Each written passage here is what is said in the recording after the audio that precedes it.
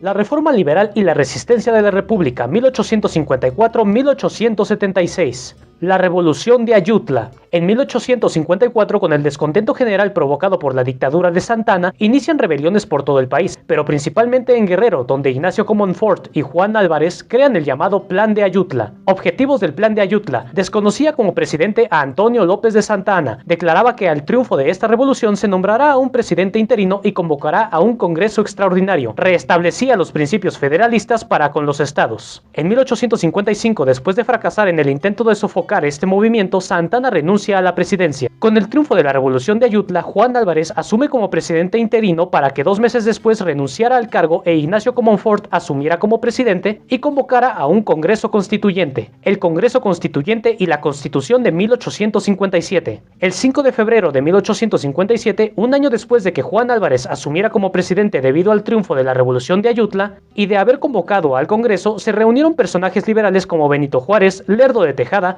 Melchor Ocampo, José María Iglesias y redactaron y promulgaron la nueva Constitución, la Constitución de 1857. Postulado de la Constitución de 1857: establecía la libertad y la igualdad para todos los seres humanos, prohibía la esclavitud, restableció la República Federal, representativa y democrática, un gobierno dividido en legislativo, Congreso de la Unión, una sola Cámara, la Cámara de Diputados, Ejecutivo, presidente electo por el Congreso con un periodo de 4 años, y judicial, Suprema Corte de Justicia, que en caso de que el presidente estuviera ausente, el presidente de la Corte asumiría como presidente del Ejecutivo. Los estados deberán adoptar la forma republicana de gobierno y se les prohibirá cobrar importaciones o exportaciones, así como declarar la guerra a potencias extranjeras. En el asunto religioso, ordenaba que solo los poderes federales podían imponer penas y castigos según la ley correspondiente. Además de las leyes que emanaban de esta Constitución, otras leyes también de corte liberal y que se habían originado anteriormente se estaban aplicando y al mismo tiempo creando oposición con los conservadores. Otras leyes: la Ley Juárez de 1855, que suprimía los fueros militares y eclesiásticos; la Ley Lerdo de 1856, que desamortizaba las propiedades pertenecientes a corporaciones civiles y religiosas; la Ley Iglesia o la Ley del Registro Civil, que puso bajo la administración del Estado los asuntos y la vida civil como los nacimientos, las defunciones y los matrimonios. Todas las reformas y leyes liberales provocaron un rechazo por parte de los conservadores, que se levantaron en armas con el Plan de Tacubaya, el gobierno de Benito Juárez y las leyes de reforma. Antecedentes: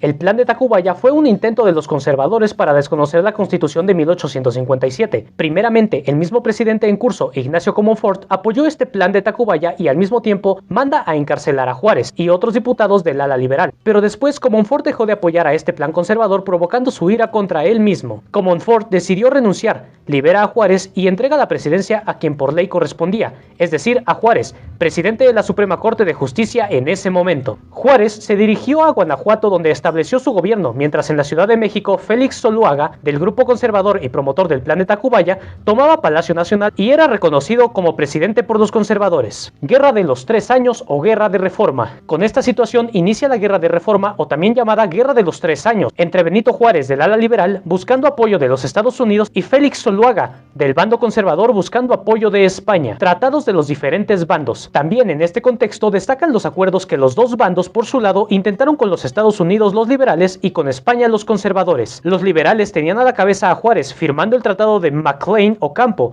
que buscaba el apoyo de los Estados Unidos a cambio de obtener varias vías libres de tránsito entre los puertos de México y Estados Unidos. El tratado de Mon Almonte de conservadores con España a cambio de regresar a los esquemas de protectorado español. Fin de la Guerra de los 3 años. Después de 3 años de guerra, los liberales logran la victoria y en 1861 Juárez regresa a la capital. Restaurada la República, le da continuación de la Constitución de 1857 y las nuevas leyes promulgadas, las leyes de reforma. Leyes de reforma. De manera general, las leyes de reforma se consideran a un conjunto de leyes promulgadas entre 1855 y 1863, es decir, desde el gobierno de Juan Álvarez, Ignacio Comonfort hasta Benito Juárez. También de manera general, el objetivo principal de estas leyes era la separación de la Iglesia y el Estado. De manera particular, algunos autores consideran a las leyes de reforma las leyes que fueron decretadas por Juárez dentro de la Guerra de Reforma y cuando él estaba en Veracruz. Las leyes de reforma más destacadas: la Ley sobre Nacionalización de los Bienes del Clero y Separación de la Iglesia y del Estado, 12 de julio de 1856. Esta ley, como su nombre lo dice, nacionalizaba los bienes de la Iglesia y pasaba a poder del Estado. Ley del Matrimonio Civil, Ley Orgánica del Registro Civil, Ley sobre el Estado Civil de las Personas y Ley sobre la Secularización de Cementerios, finales de julio de 1859. Esta ley traspasaba la administración de todas estas actividades que estaban a cargo del clero a manos del gobierno. Ley sobre la libertad de culto, 4 de diciembre de 1860. Esta ley le daba libertad a las personas para que puedan ejercer cualquier religión. Por último, en el gobierno posterior de Sebastián Lerdo de Tejada, se crea una reforma a la Constitución de 1857 para que las leyes de reforma pasen a formar parte de la Carta Magna. La intervención francesa en México y el imperio de Maximiliano. Antecedentes: después de la Guerra de Reforma o Guerra de los 3 años, con Juárez al frente y nuevamente establecido en la capital, enfrentaba serios problemas en todos los ámbitos, pero principalmente el financiero. Para atenuar este problema, Juárez determinó una suspensión de pagos a las potencias extranjeras como Inglaterra, Francia y España.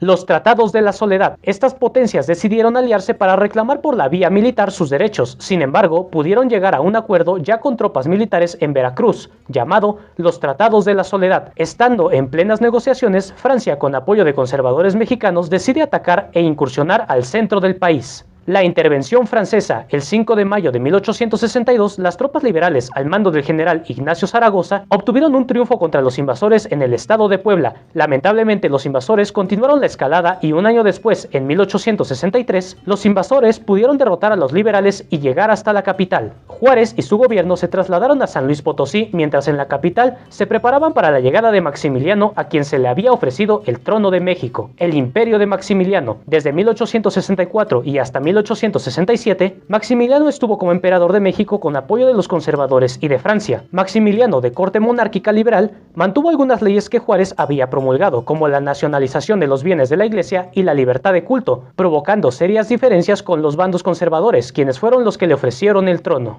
Además de mantener algunas leyes liberales, Maximiliano creó algunas instituciones tales como la Academia Imperial de Ciencias y Artes, el Museo Nacional de Historia Natural, Escuela de Comercio, la Escuela Imperial de Agricultura y la Biblioteca Nacional. A pesar de sus esfuerzos por normalizar la vida política y económica del país, Maximiliano se enfrentaba cada vez más a los propios conservadores y a una situación económica grave, al mismo tiempo que los republicanos iban obteniendo más victorias militares. Muerte de Maximiliano. En abril de 1867, en el estado de Querétaro, Maximiliano junto con los generales Miramón y Mejía fueron apresados, enjuiciados y fusilados. La restauración de la República, los gobiernos de Benito Juárez y Sebastián Lerdo de Tejada. La restauración de la República. Al terminar la segunda intervención francesa y con el regreso de Juárez al gobierno, comienza el periodo conocido como la Restauración de la República, que abarca los gobiernos de Benito Juárez y Sebastián Lerdo de Tejada, de 1871 a 1875. Con más estabilidad política, Juárez pudo concretar mejores acuerdos comerciales para estimular la economía mexicana, implementó el juicio de amparo y, teniendo como ministro a Gavino Barreda, se creó la Escuela Nacional Preparatoria para sustituir al modelo educativo que el clero tenía administrando. También se creó la Escuela de Medicina